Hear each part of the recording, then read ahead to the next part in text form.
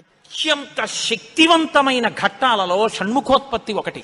ఇది విన్నవాళ్ళు సుబ్రహ్మణ్య లోకాన్నే పొందుతారు అంటారు. అంత శక్తివంతం.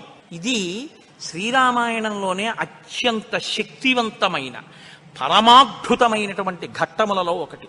ఇది ఎంత శక్తివంతం అంటే గర్భిణీ స్త్రీలు కానీ ఈ సర్గల్ని పారాయణ చేస్తే తప్పకుండా వాళ్ళకి సంతానం కలుగుతుంది. సంతానం ఉత్తమమైన సంతానం కలుగుతుంది. ఎటువంటి సమస్యలు లేకుండా వాళ్ళకి ప్రసవం అవుతుంది. గంగానది ఆవిర్భావం గురించి చెప్తూ అత్యద్భుతమైనటువంటి ఘట్టాన్ని ఒకదాన్ని ఇప్పుడు రామచంద్రమూర్తితో విశ్వామిత్ర మహర్షి చెప్తున్నారు. నాయనా రామా, నీకు అంగదేశం గురించి చెప్పాను. మన్మధుడు కాలిపోయాడు. తర్వాత పార్వతీ పరమేశ్వరులకి వివాహం అయింది. ఎలా అయింది మరి మన్మధుడు లేకుండా? ప్రారంభమే ఒక గొప్ప విషయం. అందరి మీద బాణాలు వెయ్యాలి అంటే చేతిలో చెరుకు విల్లు 5 పుష్ప బాణాలు పట్టుకుని బాణాలు వేసేటటువంటి మన్మధుడు నేను బాణాలు వేసి అందరిలోనూ కామ ప్రచోదనం చెయ్యగలనన్న అహంకారంతో అదే పుష్ప బాణాల్ని తీసుకెళ్లి పరమశివుడి మీద కూడా వేసి ఆయన మనసు కదిపి పార్వతీదేవి యందు అనురక్తుడయ్యేటట్టు చెయ్యగలననేటటువంటి అహంకార బుద్ధితో ఒక్క బాణాన్ని తీసి ప్రయోగించడానికి సిద్ధపడేటప్పటికే బహిర్ముఖుడైనటువంటి పరమశివుడు కనుతెరిచి చూసి తన మీదే బాణ ప్రయోగానికి సిద్ధపడుతున్న మన్మధుడి మీద ఆగ్రహం చెంది 3వ కన్ను తెరిస్తే భస్మ రాశి అయి మన్మధుడు కింద పడిపోయాడు. కాబట్టి సృష్టి ఆగిపోయి ఉండాలి కదా. ఇప్పుడు మన్మధుడు లేడుగా, మరి అప్పుడు పార్వతీ కళ్యాణం ఎలా అయింది అంటే అమ్మవారు ఏం చేసిందంటే ఏ ఆయుధములను మన్మధుడు పట్టుకుంటాడో వాటిని ఆవిడ పుచ్చుకుంది. 5 పుష్ప బాణాల్ని చెరుకు విల్లు ఆవిడే పుచ్చుకుంది. కామాక్షి, కంచి కామాక్షి అదే కదండి. ఇప్పుడు ఆవిడ ఇలా పట్టుకుంటే ఇంతటి పరమశివుడు వశుడైపోయాడు. అయిపోయి తాళి కట్టాడు. సంసారంలోకి వచ్చి ఆవిడ పక్కన కూర్చున్నాడు. ఇప్పుడు ఆవిడ శివకామ సుందరి. ఆమె అంత సౌందర్యంతో ఎవరి కోసం కూర్చుంది? మనకి తండ్రిని తెచ్చి కూర్చోబెట్టడానికి. ఆవిడ శివుడికి సౌందర్యం, బాహ్య సౌందర్యం, శివకామ సుందరి. నీకు నాకో అఖిలాండేశ్వరి, జగజ్జనని. ఈ లోకానికంతటికీ తల్లిదండ్రులైన పార్వతీ పరమేశ్వరుల్లో అమ్మ సౌందర్యం పరమశివుడి కొరకు. అమ్మ యొక్క అంత సౌందర్యం, అమ్మతనం మన కొరకు. మనకి జగదంబ, జగజ్జనని, ఆయనకి భార్య. కాబట్టి ఇప్పుడు ఆవిడ తన ప్రజ్ఞతో పెళ్లి చేసుకుంది. మన్మధుడి గొప్పతనంతో పెళ్లి చేసుకోలేదు. మన్మధుడికి ఏం చేసింది? శివుణ్ణి తెచ్చి తన భర్తగా కూర్చోబెట్టుకుని, పిచ్చాడా ఇంకెప్పుడు ఆయన మీద వేయకు బాణాలు, ఇవో మిగిలిన వాళ్ళ మీద అంటావా వేయి అని పట్టుకెళ్ళి మళ్ళీ ఆయన చేతిలో పెట్టింది. ఇప్పుడు ఆయన ఏం చేశాడు? శరీరం లేదు కానీ మునులను కూడా మోహపెడుతున్నాడు. ఎందుకు పెట్టగలుగుతున్నాడు? అమ్మ తన కడగంటి చూపుతో ఇలా చూసి వేయి బాణాలు, పర్వాలేదు, లోకం మీద వెయ్యింది అంటే అదేమిటండి మన అలా పాడు చేసేయడం ఏమిటండి అని మీరు అనుకోకండి. అమ్మవారు ఆ శక్తి మన్మధుడికి ఎందుకు ఇచ్చింది అంటే మనం పితృరుణం తీర్చుకోవడానికి. తండ్రి రుణం తీరాలంటే మనం సంతానాన్ని కనాలి, అందుకిచ్చింది. కాబట్టి ఇప్పుడు వివాహమైనటువంటి పార్వతీ పరమేశ్వరులు ఏకాంతంలో విహరిస్తున్నారు. వాళ్ళిద్దరూ అలా క్రీడించడం మొదలుపెట్టి 100 దివ్య సంవత్సరాలు పూర్తయిపోయాయి. వాళ్ళిద్దరూ ఏకాంతంలోంచి బయటికి రాలేదు, వాళ్ళకి బిడ్డ పుట్టలేదు. దేవతలందరూ కలుసుకున్నారు. పార్వతీ పరమేశ్వరులు ఇద్దరూ కనపట్టలేదంటే కొత్తగా పెళ్ళయింది కదా, 100 దివ్య సంవత్సరాల నుంచి విహారం చేస్తున్నారు. ఒక చిత్రమైనటువంటి ఆలోచన వచ్చింది వాళ్ళకి. ఊరే, అసలు పార్వతీదేవే శక్తి స్వరూపిణి, పరమశివుడు తేజపుంజం మహానుభావుడు. ఇప్పుడు వాళ్ళిద్దరి యొక్క శుక్రశోణితములు కలిస్తే, తేజస్సులు కలిస్తే, ఈ లోకంలోకి ఒక కొత్త ప్రాణి వస్తే అసలు అటువంటి భూతమును అంటే అటువంటి ప్రాణిని మనం చూడడం కుదురుతుందా? అది ఎంత తేజోవంతంగా ఉంటుంది? ఎవరు వహిస్తారు ఆ భూతాన్ని? ఎవరు చూడగలరు ఆ ప్రాణిని? కాబట్టి మనం పరమశివుణ్ణి వెళ్ళి అడుగుదాం, మీరు రతిక్రీడ విరమించి బిడ్డల్ని కనద్దు అని అడుగుదాం అన్నారు. అయితే మీరు నన్ను మాట అడగచ్చు, ఏమండి బుద్ధి ఉందా అసలు ఈ మాట? వాళ్ళు అన్నారనుకోండి, మీరు ఎలా చెప్పారండి అని అడుగుతారు నన్ను. అసలు దేవతలకు ఎందుకండి ఈ వ్యవహారం? వాళ్ళు అలా ఎందుకు అనాలి?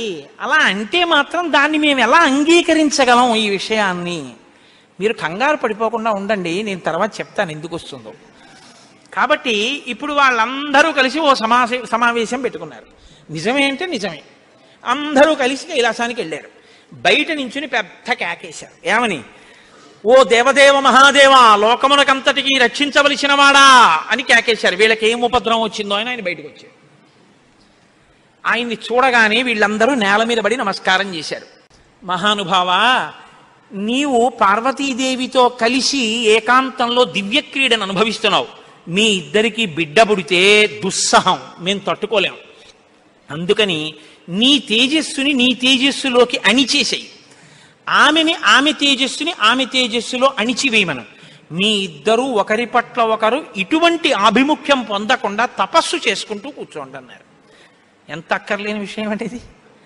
అంటే ఆయన అన్నాడు, తండ్రితనం అండి, తప్పకుండా మీకు అలాంటి ఇబ్బంది ఉంటుందంటే నేను ఇటువంటి భూతమును సృష్టించాను, అలాగే వెళ్ళిపోతాను. కానీ ఇప్పటికే చాలా కాలంగా పార్వతీదేవితో నేను క్రీడించి ఉన్న కారణం చేత నా రేతస్థానం నుంచి తేజస్సు కదిలిపోయింది. ఇప్పుడు కదిలిపోయిన తేజస్సు పడిపోతుంది. నేను పార్వతీదేవి యందు వదిలిపెట్టద్దని మీరు అంటున్నారు. మరి నేను నా తేజస్సుని ఎక్కడ విడిచిపెట్టను, ఎవరు భరిస్తారు చెప్పండి అన్నారు. భరించడం అనేటప్పటికీ వాళ్ళు ఎవరు గుర్తొచ్చారో తెలుసా అండి? భూమి గుర్తొచ్చింది.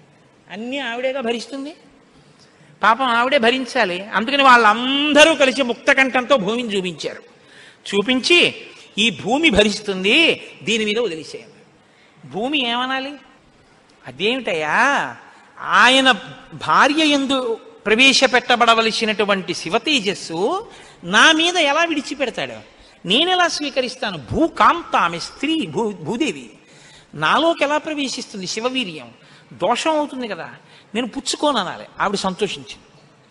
శివవీర్యం నాలో ప్రవేశించడం అంటే అదృష్టం కదా అనుకుని తప్పకుండా పుచ్చుకుంటానని అనేటప్పటికీ పరమశివుడు ఏం చేశాడంటే ఆయన తేజస్సుని భూమి మీద వదిలిపెట్టేశాడు. అది ఉత్తర క్షణం భూమి అంతటా పాకేసింది. పాకేసి పర్వతాల్లో, నదుల్లో, సముద్రాల్లో, చెట్లలో పరివ్యాప్తమైతే ఆ తేజస్సు యొక్క స్థితిని భూమి తట్టుకోలేకపోయింది. తట్టుకోలేక పెద్ద పెద్ద కేకలేసింది ఆవిడ. నా ఒళ్ళు మండిపోతోంది, దగ్ధమైపోతోంది నా శరీరం అంతా, శివవీర్యాన్ని నేను భరించలేకపోతున్నాను, దాని శక్తి నేను తట్టుకోలేకపోతున్నాను, కాబట్టి నేను విడిచిపెట్టేస్తాను, నాలోకి వచ్చిన వీర్యాన్ని దేనిలోకి విడిచిపెట్టను అని అడిగింది ఆవిడ. ఇప్పుడు దేవతలందరూ ఒకరి మొహాల్లో ఒకళ్ళు చూసుకుని అన్నారు, ఒళ్ళు మండిపోతోంది తట్టుకోలేనన్నావు కాబట్టి ఎవడు మండిస్తాడో వాడిలో వదిలేయన్నారు. అంటే అగ్నిహోత్రులో వదిలేయమన్నారు. అంటే ఇప్పుడు ఆవిడేం చేసింది? తనలో పడినటువంటి శివవీర్యాన్ని అగ్నిహోత్రుల్లోకి వదిలిపెట్టేసింది. ఇదంతా రెప్పపాటు కాలంలో జరిగిపోయింది. పెద్ద పెద్ద అరుపులు, కేకలు, ప్రార్థనలు, హడావిడి. బయటికి వెళ్ళిన శివుడు లోపలికి రాలేదు.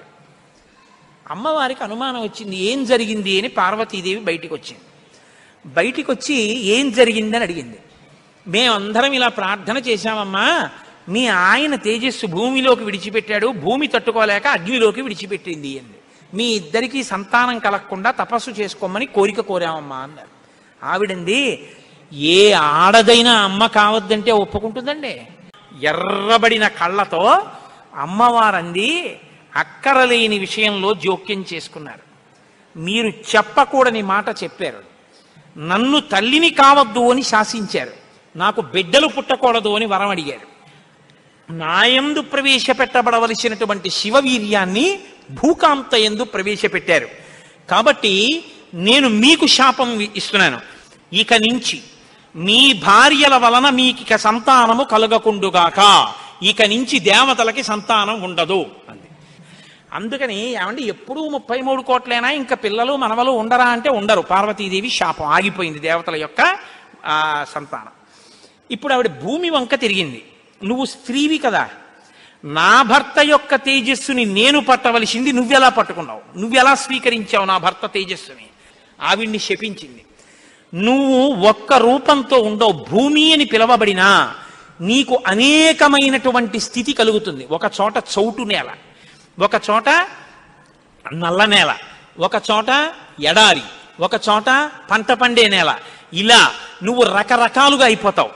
అంతేకాదు, బహుభార్య భవిష్యసి, నీకు ఒక్క భర్త ఉండడు. నీ భర్త కానివాడి వీర్యం నువ్వు పుచ్చుకున్నావుగా, నీకు ఇంకా ఎంతమంది భర్తలో లెక్కుండరు. అందుకే రాజ్యాన్ని పాలించిన వాడందరూ భూమిపతులే. ఎంతమంది ఆవిడికి భర్తలు లెక్కలేదు. కారణం ఏమిటంటే పార్వతీదేవి శాపం. ఏ ఆడదైనా కోరుకునేది ఏమిటంటే భర్త వలన కొడుకుని కనాలి, ఆ కొడుకు పేరు ప్రఖ్యాతులు తేవాలి, తల్లి సంతోషించేటట్టు ప్రవర్తించాలని కోరుకుంటాడు. ఏ తల్లి ఈ లోకంలో ఏ ఒక్కటి సహించదో అది నీ యందు నిజమగుగాక. ఏ తల్లి అయినా ఏది సహించలేదు, ఎంత తప్పైనా సహిస్తుంది. కానీ అమ్మ వంక ఆడదాన్ని చూసినట్టు చూశాడు అనుకోండి కొడుకు, అమ్మ మాత్రం ఒక్కనాటికి క్షమించదు. ఇంకా అమ్మలో ఆడతనాన్ని చూడకూడదు. ఇంకంతకన్నా పవిత్రంగా మాట్లాడడం కష్టం, ఇంకంతకన్నా నేను దిగి మాట్లాడను.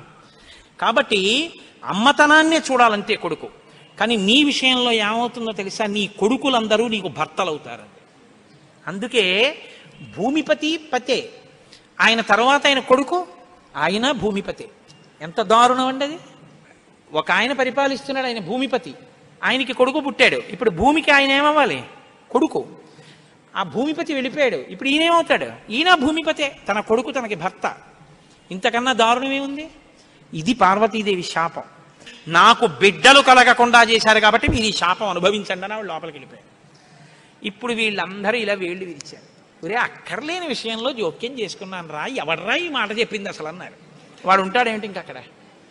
ఇప్పుడు అందరూ భారంగా తలకాయలు ఉంచుకుని ఇళ్ళకెడితే వీళ్ళ శిఖలు ఎవరు పట్టుకుంటారు? ఒరే, ఎందుకు వెళ్ళావురా నువ్వు, నీ వల్ల నాకు ఇంకా బిడ్డలు కలగరని వాళ్ళు పట్టుకుంటారు. కాబట్టి ఇప్పుడు వాళ్ళందరూ ఇళ్ళకెళ్ళారు. హిమాలయ పర్వత ప్రాంతంలో పార్వతీ సహితుడై పరమశివుడు మాత్రం హాయిగా కూర్చుని తపస్సు చేసుకుంటున్నాడు. ఇంకా వాళ్ళిద్దరికీ బిడ్డలు పుట్టకూడదు అన్నారుగా, అందులో ఆయన వెళ్ళి తపస్సు మొదలెట్టాడు. గొడవ ఎక్కడొచ్చింది? ఇక్కడతో ఏమైపోలేదు గొడవ. తారకాసురుడని వాడు బయలుదేరాడు. వాడికి తెలిసే విషయం, ఇక పార్వతీ పరమేశ్వరులకి బిడ్డలు పుట్టరని, దేవతలకి బిడ్డలు పుట్టరని తెలుసు వాడికి. వాడు బ్రహ్మగారి గురించి తపస్సు, వాడు చాలా తెలివైనవాడు. వాడు నాకు చావుద్దన్నాడు, అది కుదరదన్నాడు ఆయన. అయితే పార్వతీ పరమేశ్వరులకు కొడుకు పుడితే వాళ్ళ చేతిలో చచ్చిపోతానన్నాడు. బ్రహ్మగారు ఏమంటారు? తథాస్తు అన్నారు. ఇంకా వాళ్ళకి పుట్టరు, నేను చావను, అది వాడి ధైర్యం. ఇప్పుడు వాడు ఎవరిని కొట్టడం మొదలెట్టాడు? దేవతల్ని. ఇప్పుడు వాళ్ళేం చెయ్యాలి? ఇప్పుడు వీళ్ళందరూ ఎక్కడికి వెళ్ళి అడిగారు, మీకు బిడ్డలు కలగకూడదు, మీ ఇద్దరు తపస్సు చేసుకోండి అని. వీళ్ళే అడిగారు పార్వతీ పరమేశ్వరుని. వాళ్ళిద్దరూ తపస్సుకి వెళ్ళిపోయారు. ఇప్పుడు వెళ్ళి మీ ఇద్దరు బిడ్డలు కనండి అన్నారు అనుకోండి, ఇంకేమైనా ఉందా? వద్దన్నావు, అన్ని శాపాలు ఇచ్చేసింది ఆవిడ. అంటే మీరు బాగా గమనించండి, ఏదైనా ఆడది భరిస్తుంది, కానీ ఆడదాని అమ్మతనానికి, ఆడదాని భర్తృత్వాన్ని పంచుకోవడానికి ఇంకో ఆడదొస్తే మాత్రం ఈ లోకంలో సహించడం అన్నది ఉండదు. అది ఈ జాతి క్షమించలేదు. ఇది రామాయణం యొక్క తీర్పు.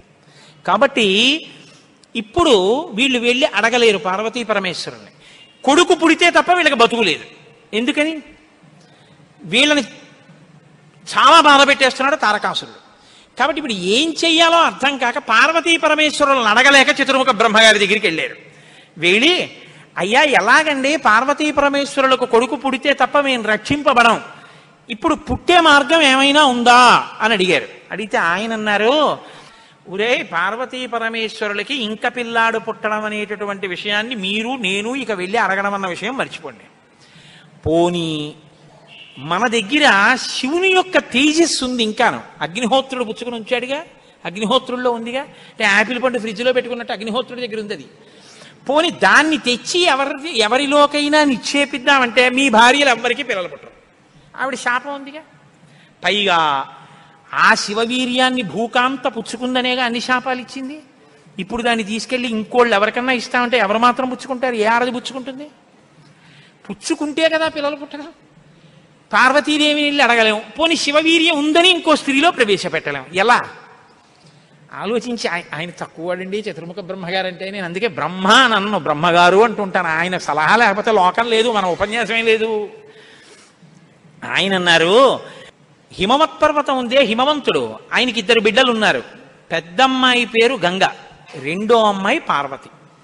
పెద్దమ్మాయి దేవతా స్త్రీలలోకి రాదు, ఆ అమ్మాయి స్వర్గలోకంలో ప్రవహిస్తోంది. ఇప్పుడు తనకి బిడ్డలు పుట్టలేదన్న బాధ ఎప్పుడు పోతుందంటే, తన భర్త యొక్క వీర్యం తన అక్కగారిలోకి ప్రవేశించి బిడ్డ పుడితే తన అక్క కొడుకు తన కొడుకేగా. అందుకని కొంచెం మనసు కుదుటపరచుకుని పోన్లే బిడ్డ పుట్టాడని సంతోషిస్తుంది. అక్క జోలికి వెళ్ళదు, ఎందుకంటే కొంచెం ఆప్యాయత అన్నదోటి ఉంటుంది. అక్క కొడుకు తన కొడుకే అవుతాడు కాబట్టి. మనం పార్వతీదేవి కోప్పడకూడదంటే ఆ గంగాదేవి యందు ఈ శివవీర్యాన్ని నిక్షేపించాలి. ఇప్పుడు శివవీర్యం ఎవరి దగ్గర ఉంది? అగ్నిహోత్రుడి దగ్గర ఉంది. ఇప్పుడు అగ్నిహోత్రుడు ఏం చేయాలి? గంగాదేవిలో విడిచిపెట్టాలి. గంగాదేవి ఒప్పుకోవద్దు. కాబట్టి మీరేం చేయాలి? మీరేగా వెళ్ళి ప్రార్థన చేశారు, మీరే వెళ్ళి అగ్నిహోత్రుడిని గంగని ప్రార్థన చేయండి అన్నారు. ఇప్పుడు గంగాదేవి దగ్గరికి వెళ్ళి అమ్మ ఏమనుకోవద్దు, శివవీర్యం అగ్నిహోత్రుడి దగ్గర ఉంది, నువ్వు అది బుచ్చుకో అంటే చీ నోర్ముయ్యి అంటే. అందుకని ఈ మాట ఎవరు చెప్పాలో ఒక్క పురుషుడు చెప్పాలి. పురుషులందరూ వెళ్ళి చెప్తే అసహ్యంగా ఉంటుంది. మీరు వెళ్ళి అగ్నికి చెప్పండి, అగ్ని వెళ్ళి ఆవిడికి చెప్తారన్నాడు. ఎందుకంటే ఇంత ఇబ్బంది అంటే ఇది గట్టిగా చెప్పుకునేది కాదు. ప్రయత్నం చేస్తున్నారు పార్వతీ పరమేశ్వరులకి పుత్రుడు కలిగేటట్టు తెలిస్తే చంపేవతలు పారేస్తాడు ఆయన తారకాసురుడు. అందుకని ఎవరికీ తెలియకుండా జరగాలి ఈ పని అంతాను. ఇప్పుడు వీళ్ళందరూ కలిసి అగ్నిహోత్రుడి దగ్గరికి వెళ్ళారు. అయ్యా ఎంత గొప్ప సలహా చెప్పావు, ఏదో ఓ కారు చీకటిలో కాంతిరేఖ, కఠినమైన సాక్ష్యానికి సూక్ష్మమైన రంధ్రం దొరికాయి, ఇక మేము అల్లుకుంటాం కథ అన్నారు. బ్రహ్మగారికి పూజ చేసి నమస్కారం చేసి బయలుదేరి అగ్నిహోత్రుడి దగ్గరికి వెళ్ళారు. వెళ్ళి ఆయనతో అన్నారు, ఇప్పుడు మాట్లాడడం కొంచెం జాగ్రత్తగా మాట్లాడడం మొదలెట్టారు. ఇది దేవకార్యం, ఏదో మేము సరదాగా నువ్వు పట్టుకెళ్ళి అక్కడ విడిచిపెట్టు ఇలాంటి మాటలు చెప్పడానికి రాలేదు. నీకు పిల్లలు పుడితే నాకెందుకు, పుట్టకపోతే నాకెందుకు, ఇలాంటి వాటిల్లో ఇక మేము జోక్యం చేసుకోం, బుద్ధి వచ్చింది మాకు. కాకపోతే ఇది దేవకార్యం. ఇప్పుడు ఈ పిల్లాడు పుట్టకపోతే వీపులు పగిలిపోతున్నాయి తారకాసురుడి వల్ల, అందుకుని పుట్టాలి పిల్లాడు. కాబట్టి నీలో ఉన్న శివ తేజస్సుని పట్టుకెళ్ళి గంగలో విడిచిపెట్టు. గంగ పుచ్చుకుంటే, గంగకి కొడుకు పుడితే ఆ పిల్లవాడు పార్వతీ పరమేశ్వర పుత్రుడి కిందకు వస్తాడు. ఎందుకంటే పార్వతీదేవి అంగీకరిస్తుంది కాబట్టి. ఆ పిల్లవాడికి సేనానాయకత్వం ఇద్దాం, వాడు సేనాధిపతి అయితే వాడి చేతిలో తారకాసురుడు చచ్చిపోతాడు. అందుకని నువ్వు వెళ్ళి గంగను అడుగన్నారు. ఇప్పుడు పుచ్చుకునేటప్పుడు అప్రసన్నమైన మనస్సుతో ఆవిడ పుచ్చుకుంది అనుకోండి, ఇది ఎక్కడ చికాకు వచ్చిందిరా అని. అప్రసన్నమైన మనస్సుతో కానీ అలా పుచ్చుకుంటే తేజోవంతుడైన బిడ్డ సంభవించాడు. కాబట్టి ఆవిడ ప్రసన్నంగా పుచ్చుకోవాలి. అంటే ఆవిడ ప్రసన్నంగా పుచ్చుకోవడానికి యోగ్యమైన రీతిలో ఆవిడికి చెప్పాలి. కాబట్టి ఆయన వెళ్ళి చెప్పాడు అగ్నిహోత్రుడు, అమ్మా నువ్వు గర్భం ధరించాలమ్మా, ఆవిడ కన్య, భర్త లేడు. దేవతానాం ఇదం ప్రియం, అమ్మ దేవకార్యం ఇది, అందుకుని నిన్ను అడుగుతున్నాను తప్ప ఇంకో మాట అనుకో కుసుమ తల్లి. అందుకని ఆవిడ అర్థం చేసుకుంది, ఓహో ఇంతకన్నా ఇప్పుడు లోకాన్ని రక్షించడానికి మార్గం లేదు, కాబట్టి శివ తేజస్సుని నాలోకి తీసుకుంటాను. ప్రసన్నంగా తీసుకుంది అనడానికి గుర్తు దివ్యమైన రూపాన్ని ధరించి శివ తేజస్సుని తనలోకి తీసుకుంది. ఇప్పుడు వీళ్ళ బాగా గమనించండి, సుబ్రహ్మణ్యోత్పత్తి అంటే ఎటువంటిదో తెలుసా అండి? 33 కోట్ల మంది దేవతలు ఇలా ఎదురు చూస్తున్నారు. ఇప్పుడు కాని శివవీర్యం ఎందుకో పనికి రాకుండా పోయిందనుకోండి, గంగ కానీ అయ్యి బాబాయ్ నేను భరించలేకపోతున్నానని వదిలేవతలు పారేసింది అనుకోండి, అంతే. ఇక శివవీర్యం లేదు, ఎందుకంటే ఉన్న శివవీర్యం పాడైపోయింది. కాబట్టి ఇక పుత్రుడు కలగడు. ఇక పుత్రుడు కలగకపోతే ఇక ఎప్పటికీ అసలు దేవతల యొక్క రాజ్యం అన్నది ఇక రాదు, తారకాసురుడే ఉంటాడు. కాబట్టి ఇక మీరు నేను పురాణం చెప్పుకోవడం ఇప్పటికీ ఉండదు, ఆయనే పరిపాలిస్తుంటాడు కదా. కాబట్టి ఇప్పుడు ఆ గంగ వల్ల బిడ్డ పుట్టాలి. వీళ్ళందరూ ఉత్కంఠతో ఎదురు చూస్తున్నారు. గంగ గర్భం ధరించి బిడ్డని కంటుందా? ఇది ఇంత చల్లటి గంగమ్మలోకి శివవీర్యం వెళ్ళింది. వెళ్ళగానే ఆవిడ ఇప్పుడు పెద్ద కేకేసింది, అయ్య బాబోయ్ ఈ శివవీర్యం యొక్క వేడికి నా నీరు ఉడికిపోతోంది, ఇప్పుడు నేను ఈ తేజస్సుని ఎక్కడ వదిలిపెట్టేను, నా సర్వాంగములు క్షోభించిపోతున్నాయంది ఆవిడ. అగ్నిహోత్రుడు చూసి అన్నాడు, బిడ్డ పుట్టాడో లేదో తరువాతి మాట, ముందసలు నువ్వు కలతపడిపోతున్నావు, నువ్వు తట్టుకోలేవు. కాబట్టి అదిగో ఆ హిమాలయ పర్వత ప్రాంతముల యొక్క పాదముల యందు తీసుకెళ్ళి నీలో ఉన్నటువంటి శివ తేజస్సుని విడిచిపెట్టేసేయాలి. గంగ తనలో ఉన్న శివ తేజస్సుని తీసుకెళ్లి హిమాలయ పర్వత ప్రాంత పాదముల యందు వదిలిపెట్టేసేటప్పటికి అది వెళ్ళి రెల్లు దుబ్బుల్లో పడిపోయింది, గడ్డిలో పడిపోయింది. ఇప్పుడు అందులోంచి ఒక్కసారి కాంతి కనపడింది వాళ్ళకి. పిల్లాడేమైనా వచ్చాడా? వాళ్ళకి పిల్లాడు కావాలి. ఇప్పుడు ఆ శివవీర్యంలోంచి, ఆ తేజస్సులోంచి అగ్ని ఎటువంటి కాంతితో ఉంటాడో అటువంటి కాంతితో మొట్టమొదట బంగారం పుట్టింది లోకంలో. బంగారం శివవీర్యం, అందుకే బంగారానికి శివవీర్యం అని పేరు. బంగారం పుట్టి బంగారంతో అక్కడ ఉన్నటువంటి తృణవృక్ష లతాగుల్మం సర్వం భవతి కాంచన, ఆ గడ్డి చెట్లు అన్ని బంగారు రంగులో మెరిసిపోయాయి ఒక్కసారి. తర్వాత వెండి పుట్టింది. ఆ వెండిని చూశారు, తెల్లగా ఉంది వెండి. అయిపోయింది. ఆ తర్వాత ఇంకా మిగిలినటువంటి క్షారంలోంచి రాగి ఇనుము పుట్టాయి. మిగిలిపోయినటువంటి మలంలోంచి తగరము సీసము పుట్టాయి తప్ప పిల్లవాడు మాత్రం కనపడలేదు. అయిపోయింది మన ప్రణాళికంతా, పిల్లవాడు పుట్టలేదు అని దిగాలు ముఖాలు వేసుకుని ఆ పైనుంచి చూస్తున్నారు. ఆ రెల్లు దుబ్బుల్లో రాత్రివేళ తెల్లగా మెరుస్తాయే రెల్లు దుబ్బులు, ఆ రెల్లు దుబ్బుల్లోంచి బ్రహ్మాండమైనటువంటి కాంతులు మెరిసిపోతుండగా 6 ముఖాలతో అద్భుతమైన సౌందర్యంతో ఒక పిల్లవాడు పుట్టి పాల కోసం ఏడ్చాడు. అమ్మయ్యా పుట్టాడు రా పిల్లాడు, శివపుత్రుడు జన్మించాడు, మన బాధలు తీరాయని వాళ్ళందరూ పొంగిపోయారు. షష్ఠి 6 ముఖాలతో షణ్ముఖుడై పుట్టాడు. ఆ పుట్టినటువంటి వాడు కూడా మహానుభావుడు 6 ముఖాలతో పుట్టాడు కాబట్టి షణ్ముఖుడు. పుట్టిన పిల్లాడికి పాలివ్వాలి, ఆ కృత్తికల్ని పిలిచి మీరు పాలివ్వండి అన్నారు. వాళ్ళన్నారు మేము పాలిస్తాం, కానీ ఇప్పుడు పాలిస్తే కానీ మరి పిల్లాడు బతకడం కాబట్టి వాళ్ళు అన్నారు మేము పాలిస్తాం, కానీ ఆ పిల్లాడిని మా పేరుతో పిలుస్తారా అన్నారు, మా పిల్లాడని చెప్తారా అన్నారు. అబ్బే అలా ఎలా కుదురుతుందండి అన్నారు అనుకోండి. వాళ్ళు పాలివ్వకపోతే పిల్లాడు. అందుకని వీళ్ళు వెంటనే దేవతలందరూ అన్నారు తతస్తు దేవత సర్వ కార్తికేయ ఇతి బ్రువన్, కార్తికేయుడు అన్నాం కదా, ఇవ్వండి పాలన్నారు. అమ్మతనం ఎంత గొప్పదో చూడండి. ఇప్పుడు ఈ కృత్తికలు 6 పిల్లాడికి 6 ముఖాలతో ఉన్నవాడికి 6 పాలిచ్చారు. వాడు పాలు తాగాడు. పుత్రస్త్రైలోక్య విఖ్యాతో భవిష్యతి న సంశయ. కార్తికేయుడని మేం పిలవడం కాదు, 3 లోకాల్లో పిలుస్తారు ఈ పిల్లాడిని, సరేనా అన్నారు దేవతలు. అప్పుడు వాళ్ళు పాలిచ్చారు. కాబట్టి కార్తికేయుడు. అగ్నిలో శివవీర్యం చాలా కాలం నిలవ ఉంచబడి అగ్నిహోత్రుడు గంగలో ప్రవేశపెట్టాడు కాబట్టి పావకి. శరవణములు అంటే రెల్లు దుబ్బుల్లోంచి పుట్టాడు కాబట్టి శరవణ భవ. ఎప్పుడు శుద్ధమైనటువంటి బ్రహ్మజ్ఞ జ్ఞానంతో ఉంటాడు కాబట్టి సుబ్రహ్మణ్యం. తల్లి కడుపులోంచి స్ఖలనమై పుట్టాడు కాబట్టి స్కందుడు. ఆయన ఉత్పత్తి చేతనే ఇన్ని పేర్లతో వచ్చాడు. ఏమంటే మీరు ఇంత గొప్పగా ఏదో పాపం నోరు కొట్టుకు చెప్పారు, కానీ మాకు అసలు అనుమానం మాత్రం అలా ఉండిపోయింది, మీరు మంగళం చెప్దాం అనుకుంటున్నారేమో. అలా అనత్సా దేవతలు, అలా అడగడం వల్ల కదా ఇంత కథ వచ్చింది. అలా ఎందుకు అడగాలి అసలు అంటే, మహానుభావుడు శంకర భగవత్పాదాచార్య స్వామి వారు బ్రహ్మసూత్రాలకి చేసినటువంటి వ్యాఖ్యానంలో ఒక చోట ఉదహరించారట దీని గురించి. దాని గురించి అసలు ఇలా ఎలా జరిగిందని కంచికామకోటి పీఠాధిపతులు చంద్రశేఖరేంద్ర సరస్వతి స్వామి వారు ఎంతమంది పౌరాణికులను అడిగారట. ఆఖరికి ఒక ఆయన దీని మీద పరిశోధన చేసి త్రిపురా రహస్యంలో ఉన్నటువంటి మంత్రాల యొక్క వ్యాఖ్యానంలో దీని అసలు వృత్తాంతం ఎక్కడుందో పరమాచార్య స్వామి వారికి తీసుకొచ్చి చెప్పారు. త్రిపురా రహస్యంలో ఉంది దీని రహస్యం, అక్కడి నుంచి అనుసంధానం చేయాలి దాన్ని. సనత్కుమారుడు అని ఒక ఆయన బ్రహ్మమానసపుత్రుడు, ఆయన పుట్టుక చేత మహాజ్ఞాని. అటువంటి పిల్లవాడు ఆయన ఎప్పుడూ తనలో తాను బ్రహ్మజ్ఞానంలో రమిస్తుండేవాడు. ఆయన ఒక రోజు రాత్రి నిద్రపోవడం అంటే గుర్తుపెట్టుకోండి, బ్రహ్మవేత్త నిద్రకి కూడా ఆయన సాక్షి. అటువంటి ఆయనకి కల వచ్చిందంటే అవస్థ ఏర్పడింది, స్వప్నావస్థ. ఆ కల్లో తాను రాక్షస సైన్యాల మీద యుద్ధం చేస్తున్నట్టు కల వచ్చింది. ఆయన తెల్లబోయి ఇదేమి నాకు కల రావడం ఏమిటి, కల రావడం అంటే మనసులో ఏదో కోరిక ఉంది, ఆ కోరిక కల్లో కనపడింది, స్వప్నావస్థలోకి వెళ్ళాను, ఇది దోషం కదా, నాకు అలా ఎందుకు జరిగిందని తండ్రి చతుర్ముఖ బ్రహ్మగారి దగ్గరికి వెళ్ళారు. వెళ్ళి నాన్నగారు నాకు ఇలా కల ఎందుకు వచ్చింది నాన్నగారు అసలు అని అడిగాడు. ఆయన అన్నాడు, నాయనా నీకు ఇలా కల రావడానికి ఒక కారణం ఉంది. నువ్వు పూర్వజన్మలో వేదాన్ని నేర్చుకునేటప్పుడు వేదంలో దేవతల గురించి రాక్షసుల గురించి దేవదానవ యుద్ధాల గురించి చదివి ఈ రాక్షసులు ఎప్పుడు వేద ప్రమాణానికి వ్యతిరేకంగా ఎందుకు ఇలాంటి పనులు చేస్తుంటారు, వీళ్ళని పట్టుకుని చంపేయాలని వ్యగ్రత పొందావు. ఆ వ్యగ్రత జీవుణ్ణి పట్టుకుంది.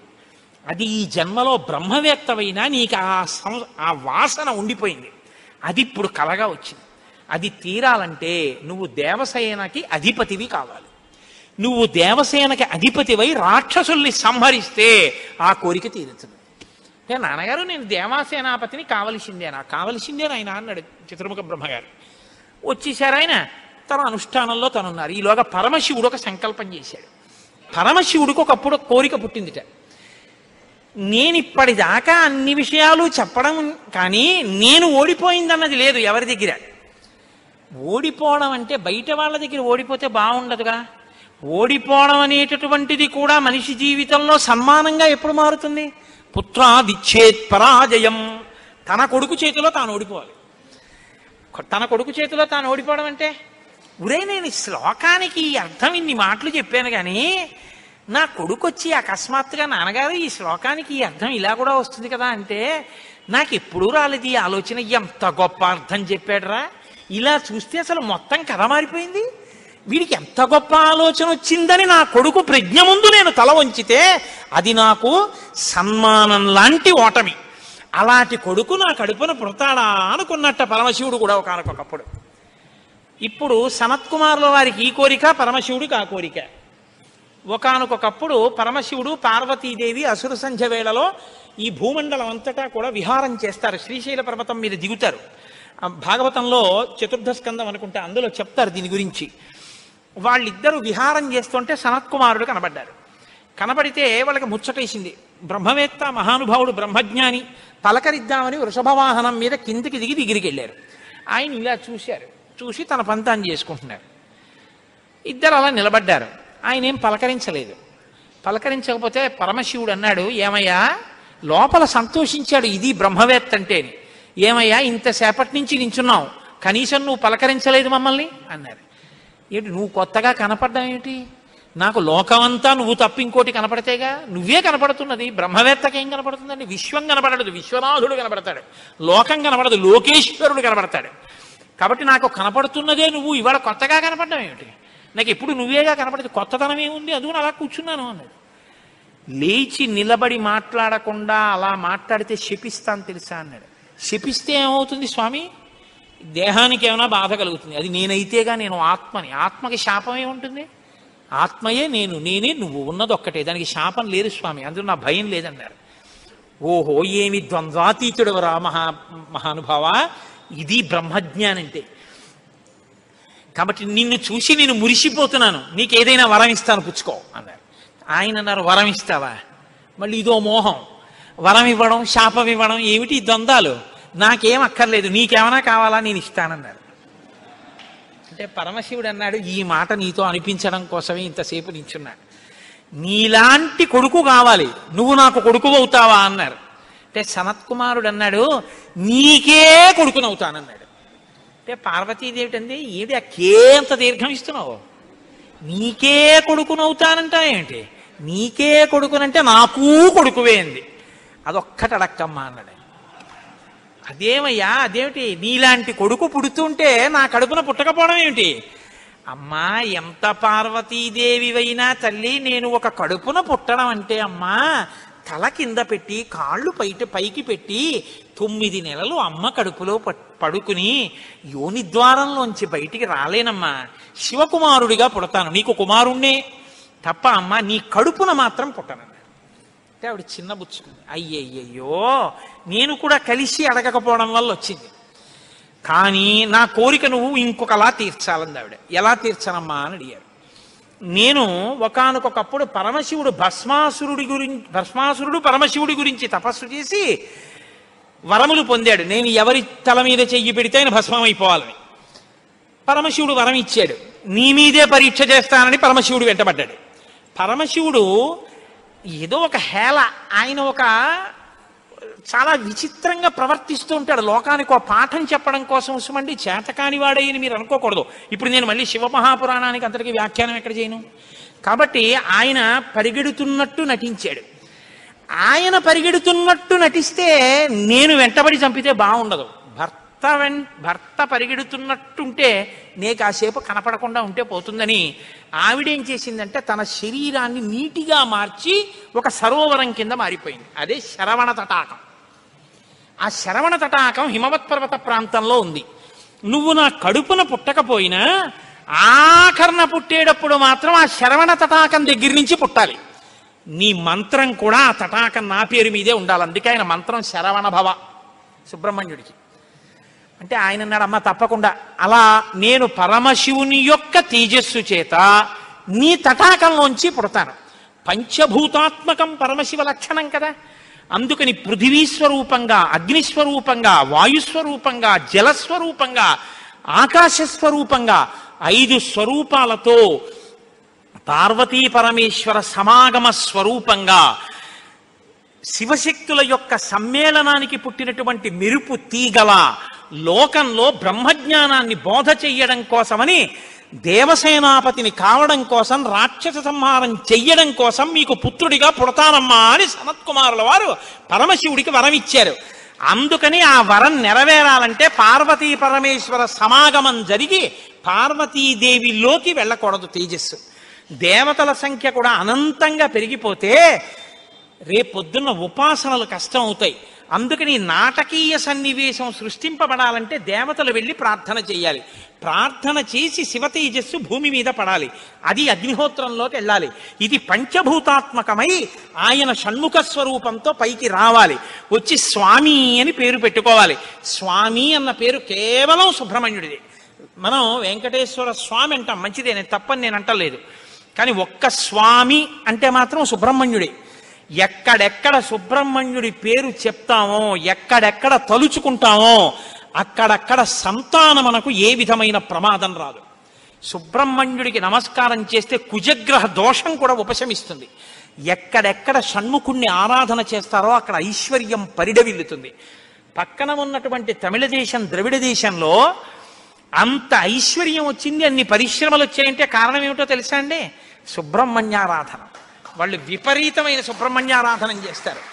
సుబ్రహ్మణ్య ఆరాధనం చేసినా, షణ్ముఖుడికి ప్రదక్షిణం చేసినా, ఆయనకి నమస్కారం చేసినా జ్ఞానము, ఐశ్వర్యము, సంతానము, సంతానమునకు క్షేమము, ఆయువు, ఆరోగ్యము అన్నీ కలుగుతాయి.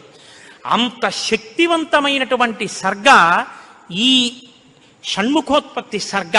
ఈ షణ్ముఖోత్పత్తి గురించి చెప్పిన తర్వాత, అందుకే షణ్ముఖుడికి ఉన్న గొప్పతనం ఏమిటో తెలుసా అండి? ఆయనకి ఒక గొప్ప విజయాన్ని సాధించాడు షణ్ముఖుడు ఒక్కడే. శైవకేశవాలు రెండు, శైవ వైష్ణవాలు రెండూ కూడా వియ్యవందేట్టు చేశాడు.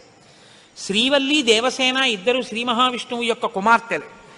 ఆయన మేనల్లుడు కదండి, మరి ఏదో పండగ సెలవులకు ఇంటికి వచ్చాడు. ఇంటికి వస్తే లక్ష్మీదేవి ఆయన్ని చూసి అందిట, మురుగన్ అంది.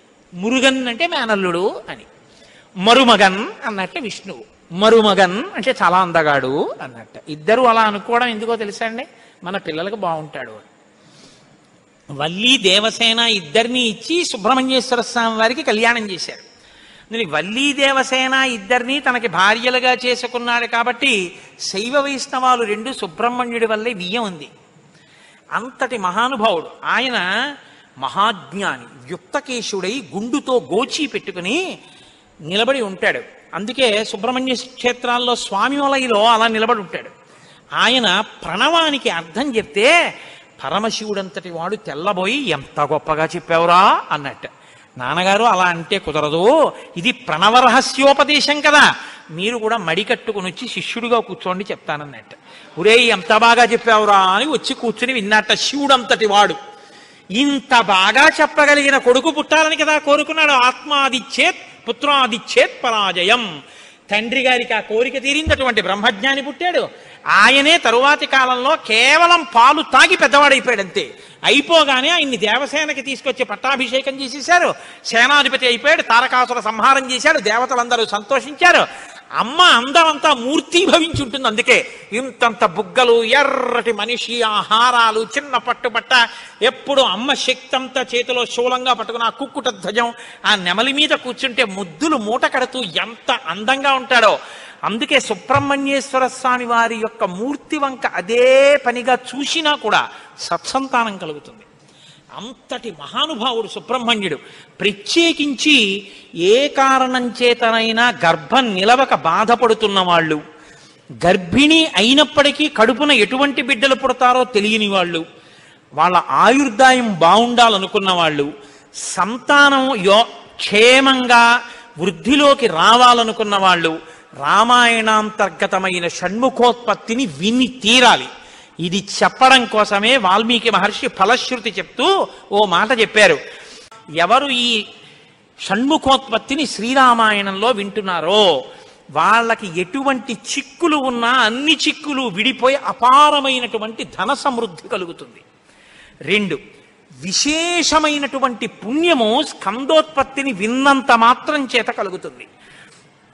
ఇక్కడే ఆయన కుమార సంభవశ్చైవ అన్న మాట వాడారు. పార్వతీ పరమేశ్వరుల యొక్క కుమారుడు కనుక ఆయనకొక్కడికే కుమారః అన్న నామం. ఎవరు భక్తి శ్రద్ధలతో రామాయణాంతర్గతమైనటువంటి ఈ షణ్ముఖోత్పత్తిని చేతులు కైమోడ్చి సుబ్రహ్మణ్యుడికి నమస్కరించి వింటున్నారో అటువంటి వారందరికీ కూడా ఆయుష్మాన్, వాళ్ళకి ఏదైనా అపమృత్యు దోషం జాతకంలో ఉంటే ఆ దోషము ఉపశమించి ఆయుర్దాయం కలుగుతుంది. వాళ్ళ కొడుకులు మనవలు అందరూ క్షేమంగా ఉంటారు. ఏవైనా దుర్గుణములు అలవడవలసినవి ఉంటే అవి పోయి వాళ్ళు వృద్ధిలోకి వచ్చి వంశానికి గొప్ప కీర్తి తీసుకొస్తారు. ఆయుష్మాన్ పుత్ర పౌత్రైశ్చ, ఎవరు రామాయణం సంపూర్ణ రామాయణం చెప్పించుకుని వినేటప్పుడు పరమ భక్తితో దేవాలయ ప్రాంగణంలోనో ఎక్కడో కూర్చుని ఈ స్కందోత్పత్తిని నమస్కారం చేస్తూ విన్నారో వాళ్ళు శరీరం పడిపోయిన తరువాత సుబ్రహ్మణ్య లోకాన్ని పొందుతారు అని వాల్మీకి మహర్షి సత్యం తప్ప ఆయన నోటి వెంట రాదని బ్రహ్మగారి వరం. ఆయన ఎప్పుడూ ఫలశ్రుతి చెప్పరు, ఇక్కడ చెప్పారు. అంత గొప్పది షణ్ముఖోత్పత్తి. దీనివల్ల ఉపయోగం పొందిన వాళ్ళు కన్నుల నీరు పెట్టుకుని సంతోషంతో చెప్తారు యథార్థం నిజమేనని. మీకు నేను ఒక రహస్యం చెప్తాను, నేను ఆశ్చర్యపోయాను. తూర్పుగోదావరి జిల్లాలో మల్లవరం అని ఒక క్షేత్రం ఉంది. అక్కడ సుబ్రహ్మణ్యుడు, ప్రత్యక్ష సుబ్రహ్మణ్యుడు, ఇంతలా పాము కోనేటిలో స్నానం చేసి శివలింగాన్ని చుట్టుకుని ఉంటుంది. అది పిల్లలు పుట్టని వాళ్ళు వెళ్ళి నమస్కారం చేస్తే పిల్లలు పుట్టారు. డాక్టర్లు పిల్లలు పుట్టారని సర్టిఫై చేసిన వాళ్ళకి పుట్టారు. ముఖ్యమంత్రులు కూడా వెళ్ళారు పీఠాధిపతులు అక్కడికి. ఆ పాము కారణాంతరాల చేత శివలింగానికే తల కొట్టుకుని శరీరం వదిలితే ఇప్పుడు అలాగే ప్రతిష్ఠ చేశారు. అక్కడ నేను ఆశ్చర్యపోయింది ఏంటంటే, నాకు ఆ దేవస్థానం ధర్మకర్త ఒక ఆయన వచ్చి ఒకసారి ఓ మాట చెప్పారు. బిడ్డలు పుట్టరు అని డాక్టర్లు చెప్పేసినటువంటి వాళ్ళు సుబ్రహ్మణ్య షష్ఠి నాడు ఈ దేవాలయం వెనకాల పడుకుంటారు, వచ్చి బోర్లా పడుకుంటారు ఆడవాళ్ళు. వాళ్ళకి కునుకు పడుతుంది, కునుకు పడ్డాక లేపేస్తాం. ఆ మరుసటి సంవత్సరం వాళ్ళు పసిపిల్లల్ని పట్టుకుని వస్తారండి అని చెప్పారు. నాకు అపనమ్మకం కాదు, చూడాలనిపించింది. కాకినాడ నుంచి చాలా మందిని కలిసి సుబ్రహ్మణ్య భుజంగ స్తోత్రం చేశారు శంకర భగవత్పాదులు. సుబ్రహ్మణ్య షష్ఠి నాడు ఆ దేవాలయంలో చదువుదామని అందరం కలిసి వెళ్ళాం. ఆ రోజు వాళ్ళు నా ప్రసంగం కూడా అక్కడ ఏర్పాటు చేశారు. మీరు నమ్మరు, నేను తెల్లబోయానండి. ఎంతంత సంపన్న కుటుంబాల వాళ్ళు బిడ్డలు పుట్టరు అని బెంగ పెట్టుకున్న తల్లులు సంటి పిల్లలతో ఎంతో సంతోషంగా వచ్చి ఆయనకి నమస్కారం చేసుకుని, అబద్ధం కాదు, నేను ఎంతో మందిని అక్కడ అడిగాను, ఏమమ్మా మీకు ఈయన వలనే కలిగిందా సంతానం అని. ఖచ్చితంగా మేము ఆయన వలనే ఈ అనుగ్రహాన్ని పొందామని ఆ అదృష్టాన్ని పొందారు. మహానుభావుడు సుబ్రహ్మణ్యుడంటే. ఆయనకి నమస్కారం చేస్తే ఎంత స్థితినైనా ఇస్తాడు. ఇది సత్యం, సత్యం పునఃసత్యం. ఇది ఆ శక్తి కలిగి ఉంది, అది నా నమ్మకం. కాబట్టి మీరు స్వామికి నమస్కారం చేయండి. సర్వం శ్రీ ఉమామహేశ్వర పరబ్రహ్మార్పణమస్తు. స్వస్తి.